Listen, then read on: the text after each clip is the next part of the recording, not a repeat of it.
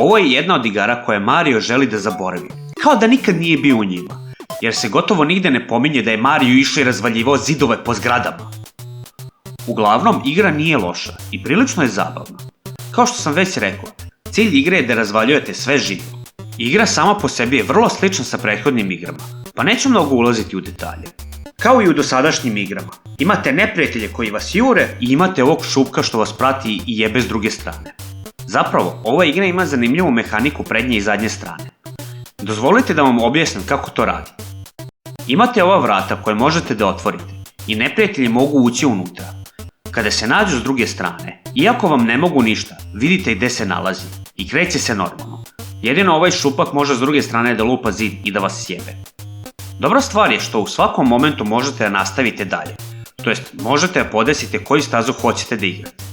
A pored toga imate opciju sami da pravite svoje staze. Isto kao i u Excitebike, imate opciju Save i Load, što naravno ne radi.